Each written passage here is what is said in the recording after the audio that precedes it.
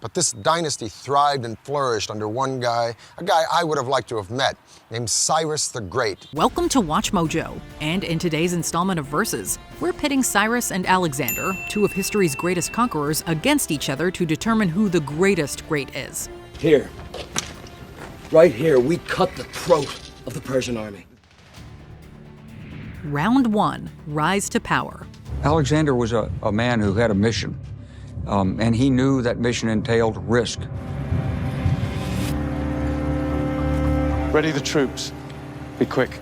Alexander the Great and Cyrus the Great had distinct but equally remarkable ascents to power. Alexander, born in 356 BCE to King Philip II of Macedonia, benefited from his father's military conquests and his mother Olympia's political maneuvering. His rise was inevitable, securing the throne after Philip's assassination and swiftly consolidating power. What would it look like if the first time we engaged with the enemy, we withdrew, we ran away? The second pressing reason is logistical. If Alexander does not fight and win a victory early on, he is going to be shut out of the cities that he needs to provide supplies. Cyrus, born around 600 BCE, had a more legendary origin, shrouded in myth and mystery. As the son of Cambyses, king of Persia, and grandson of Astyages, king of Media, his birth was marked by prophecy. According to legend, Astyages was warned in a series of prophetic dreams that Cyrus would one day supplant and kill him. I equate Persia with luxury, with rich tapestries and beautiful rugs and my mother's fat, fuzzy Persian cat named Otis. But I also think of a fantastic Persian king named Cyrus the Great, who believed in religious and cultural tolerance, and who freed the Jews from Babylon to return to Israel. He later united the Medes and Persians, founding the Achaemenid Empire and expanding it into the first global empire. Given the mythical qualities of Cyrus's journey, we're handing the first round to him. Cyrus the Great is one of the few who deserves to be called the Great. The Persian Empire created some of the most astonishing feats of engineering the world has ever seen. Magnificent palaces that rose up from barren desert. Winner, Cyrus. Round 2, Military Accomplishments.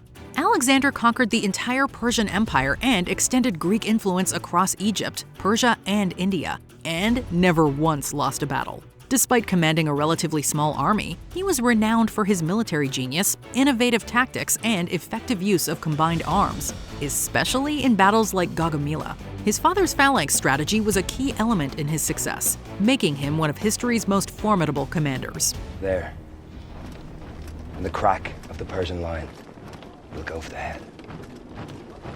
Kill Darius? The gods have brought him to us at last. If I die, it's one Macedonian, but the Persians, they cannot move without Darius' command. As the founder of the Persian Empire, Cyrus achieved significant victories, including the conquest of Babylon and the unification of the Persian tribes. He's famous for his strategic use of psychological warfare, diplomacy, and alliances, along with conventional military tactics. Notably, he conquered Babylon without destruction and freed the Jewish people from captivity, demonstrating his ability to combine military might with diplomacy. The Jews had been living in Babylon in captivity ever since Nebuchadnezzar destroyed Jerusalem and their temple, and Cyrus freed them. Now, it could be said in hindsight or political history that Cyrus was looking for a buffer state between a hostile Egypt and his own empire. But so what? The point is that no one had ever done anything like this, and hardly anyone has ever done anything like it since. Ultimately, no one comes close to Alexander. Even Genghis Khan, seen by some as the most effective military conqueror who ever lived, didn't have Alexander's combination of planning, courage, and might, among other traits. Alexander's undefeated record and expansive conquests set him apart as one of history's greatest military leaders. The Battle of the Granicus shows us Alexander's qualities as a leader in many ways. He builds his confidence. He becomes more and more assured. His troops become more loyal. They strengthen. Everything follows in cementing his purpose and mission. Winner, Alexander. Round 3, Impact. He refused to enslave his new subjects, a revolutionary concept in the ancient world. He recognized the local validity, if you will, of different religions and beliefs, and allowed those things to persist. Let's start with the obvious when it comes to impact. Cyrus built an empire, the first of its kind. Yes, empire building was then built by the sword, but Cyrus was more effective with his word. He's often celebrated for his wisdom, fairness, and diplomatic approach. Cyrus respected the traditions of the peoples he conquered, which earned him their loyalty. The Persian Empire is the first empire to have to run in different languages and to accommodate different faiths. So it's always been a point of reference. Cyrus has always been a point of reference to people wondering how you rule a society with different religions, different traditions, without people fighting. His empire, built on tolerance and effective governance, set the foundation for future rulers. To this end, Cyrus issued the Cyrus Cylinder, often considered the first declaration of human rights, which promoted religious freedom and cultural respect. He liberated the Jews, let them return to what is now Israel, and helped rebuild their temples, earning him a shout-out in the Torah. Alexander himself was supremely influenced by Cyrus, as were the Romans. Thomas Jefferson, the Enlightenment, you could say that Cyrus was the OG Tony Robbins. If we take control of how we present things to ourselves, how we picture, what we picture, how we talk to ourselves, what we listen to, then obviously we can change the way we feel and the way we behave. In comparison, Alexander, though a brilliant military strategist, was more focused on conquest than governance. While he spread Greek culture and philosophy through his empire, his leadership was marked by ambition, vision, and sometimes ruthlessness. Look at those we've conquered. They leave their dead unburied. They smash their enemies' skulls and drink them as dust. They made him public. What can they think, or sing, or write when none can read? But as Alexander's army, they can go where they never thought possible.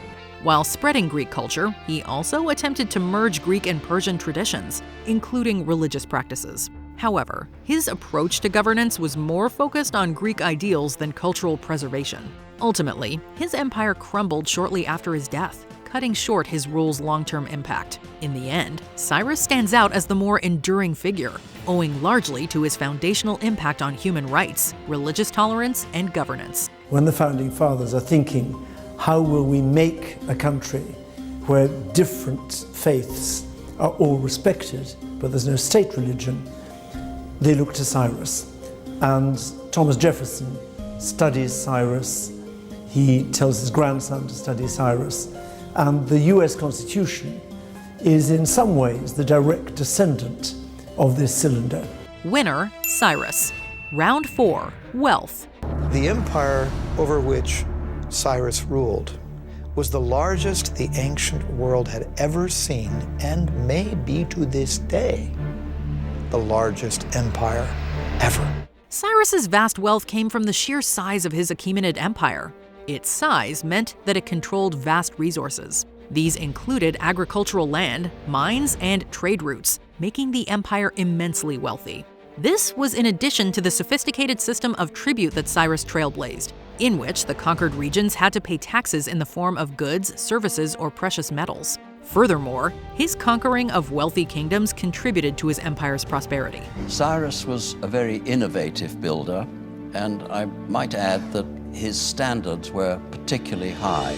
We can also say that his building project reflected in some ways the technologies that he found in the course of his various conquests. In comparison, Alexander's riches were largely accumulated through the spoils of war. His conquests, which included Persia, Egypt, and parts of India, yielded immense amounts of treasure, including gold, silver, and precious stones. Through the spread of Greek culture, Alexander increased trade between East and West, which in turn enriched the regions under his control. On this glorious occasion, I toast this great army that has given so much. And in honor of them, those of you who set out with us 7 long years ago, I pronounce all your debts paid forthwith from the royal treasury. Most importantly of all, though, Alexander's fortune was more personal than Cyrus's, as he directly benefited from the plunder and gifts. He received vast treasures, particularly from Persia. While both men were incredibly wealthy, Alexander's personal wealth, derived from his military conquests, was likely more immediate and spectacular. whereas Cyrus's wealth came from a more stable, long-term empire-building approach. As one distinguished Oxford scholar once said to me, Cyrus always had a very good press. It's a very true statement. Winner, Alexander. Before we continue, be sure to subscribe to our channel and ring the bell to get notified about our latest videos. You have the option to be notified for occasional videos or all of them. If you're on your phone, make sure you go into your settings and switch on notifications. Round 5, Legacy. Cyrus the Great built the first true world empire, uniting diverse territories under the Achaemenid rule and consolidating a vast number of sub-territories while devising and implementing systems to administer it all.